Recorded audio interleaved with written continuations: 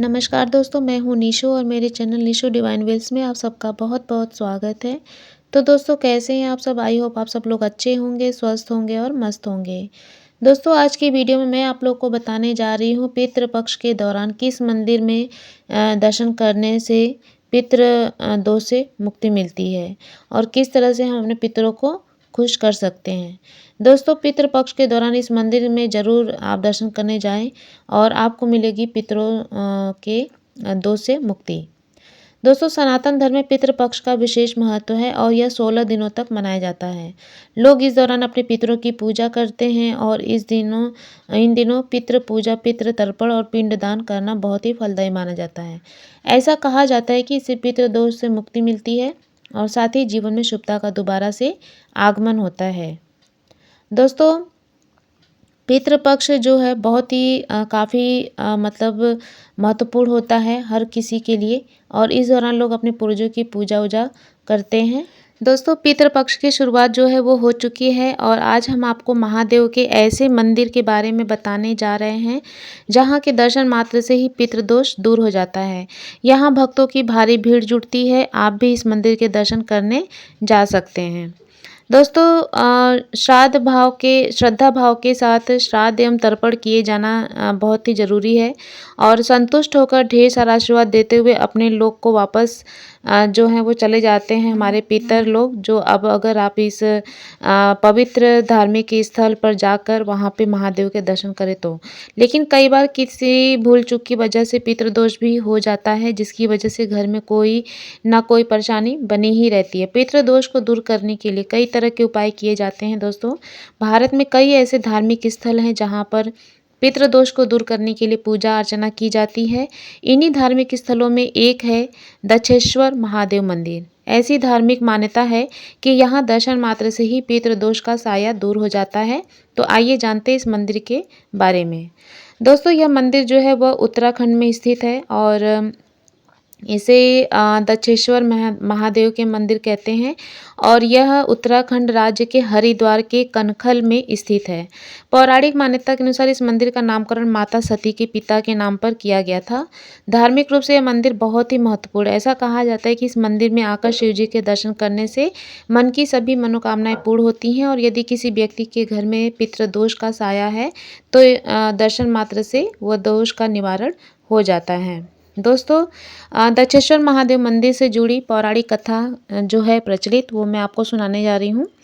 पौराणिक कथा के अनुसार माता सती के पिता दक्ष प्रजापति ने एक यज्ञ का आयोजन किया था जिसमें उन्होंने भगवान शिव को छोड़कर सभी देवी देवताओं, ऋषियों और संतों को आमंत्रित किया। इसके बाद यज्ञ की कथा में दक्ष ने शिव जी का काफ़ी अपमान भी किया। इसे दुखी होकर और क्रोधित होकर माता सती ने यज्ञ की अग्नि में कूदकर अपनी जान दे दी। इस बात पर महादेव को बहुत गुस्सा आया और उन्होंने अपनी जटाओं से वीरभद्र को पैदा किया और उन्हें दक्ष का सिर काटकर यज्ञ को ध्वस्त करने का आदेश दिया। ब्रह्मा, विष्णु समेत सभी देवी देवताओं ने शिव जी के क्रोध को शांत करने का प्रयास किया, लेकिन शिव जी का क्रोध शांत नहीं हुआ। महादेव के आदेश का पालन करते हुए वीरभद्र ने दक्ष प्रजापति के सिर को धड़ से अलग कर दिया। फिर दक्ष ने अपने कटे हुए सिर के साथ शिव जी से माफ़ी मांगी, तब जाकर शिव जी का क्रोध शांत हुआ। उन्होंने दक्ष के सिर पर बकरे का सिर लगाकर उन्हें जीवन दान दिया। इसके बाद राजा दक्ष के आग्रह पर ही शिव जी ने उस स्थान को आशीर्वाद दिया कि वहां पर दक्षेश्वर महादेव के नाम से गंगा जल चढ़ाकर पूजा अर्चना करने वाले व्यक्ति के मन की सभी मुरादें पूरी होंगी। आगे चलकर इसी स्थान पर दक्षेश्वर महादेव मंदिर का निर्माण हुआ। दुनिया के हर शिव मंदिर में शिव जी की प्रतिमा के साथ शिवलिंग की पूजा की जाती है। यह दुनिया का एकमात्र ऐसा मंदिर है दोस्तों जहाँ पर शिव जी के साथ दक्ष प्रजापति के कटे हुए सिर की पूजा होती है। दोस्तों, पितृपक्ष में करना है तर्पण तो भूल कर भी ना खाए ये चीज़ें। पितरों में क्रोध जो है वो बढ़ जाएगा और दोषों से घिर सकता है आपका घर। पितृपक्ष के दौरान लोग अपने पितरों को याद कर तर्पण, पिंडदान, श्राद्ध दान, ब्राह्मण भोज, पंच बलि आदि करते हैं। मान्यता है कि इस दौरान किए गए पितरों के निमित्त तर्पण से पितृदेव संतुष्ट होकर अपने वंशजों को आशीर्वाद देते हैं। लेकिन आपको बता दें कि इस दौरान कुछ चीज़ें खाने की मनाही होती है। तो आइए जानते हैं दोस्तों। ज्योतिषाचार्य के मुताबिक पितृपक्ष के दौरान मांस मदिरा के सेवन की मनाही होती है। ऐसा करने से पितर नाराज होते हैं, साथ ही इसका असर वंश पर भी पड़ सकता है। पितृपक्ष में मसूर की दाल भी नहीं खाना चाहिए। दरअसल मसूर दाल का सीधा संबंध मंगल ग्रह से है, जो क्रोध का कारक बनती है और इसीलिए इसका सेवन नहीं करना चाहिए। लहसुन प्याज को तामसिक भोजन के रूप में जाना जाता है, इसीलिए पितृपक्ष के दौरान इन दोनों का सेवन करने से बचना चाहिए। इस दौरान सात्विक भोजन जरूर करना चाहिए। और पितृपक्ष में चना और इससे बनी चीज़ों में जैसे बेसन, चने की दाल, मिठाई आदि नहीं खानी चाहिए, क्योंकि ये चीज़ें पितरों को अर्पित नहीं की जाती हैं। पितृपक्ष के दौरान चना भी नहीं खाना चाहिए, यह अशुभ माना जाता है। कुछ जगहों पर कढ़ी बनाना भी वर्जित होता है। और ज्योतिष के हिसाब से पितृपक्ष के दौरान पके खाने से भी बचना चाहिए।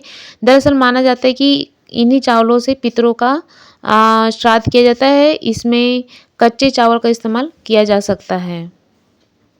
और दोस्तों, पितृपक्ष के दौरान कोई भी शुभ काम वर्जित माना जाता है। साथ ही नया वाहन या सामान भी नहीं खरीदना चाहिए। इस दौरान तामसिक भोजन, मदिरा, धूम्रपान इत्यादि का सेवन नहीं करना चाहिए। और श्राद्ध कर्म वाले व्यक्ति को नाखून नहीं काटने चाहिए। दोस्तों, गरुड़ पुराण में पितृपक्ष के महत्व के बारे में विस्तार से बताया गया है। इस पुराण के अनुसार पितृपक्ष के दौरान पूर्वज धरती पर आते हैं। ऐसे में लोगों को अपने अपने पूर्वजों की पूजा अर्चना जरूर करनी चाहिए, जिससे उन्हें पूर्वजों की कृपा प्राप्त हो। और इसके अलावा पितृपक्ष में पिंडदान और तर्पण किया जाना चाहिए। तो दोस्तों, पितृपक्ष से जुड़ी हुई मैंने आपको सब जानकारी दी। और इसके अलावा मैंने दक्षेश्वर महादेव मंदिर में के दर्शन करने क्यों ज़रूरी हैं ये भी बताया। तो दोस्तों, आज की वीडियो को मैं यहीं पे विराम देती हूँ और मिलते हैं अपने एक नए वीडियो के साथ, एक नए आचार विचार और उपाय के साथ। तब तक के लिए मेरे साथ मिलकर बोलिए हर हर महादेव, जय शिव शंभू।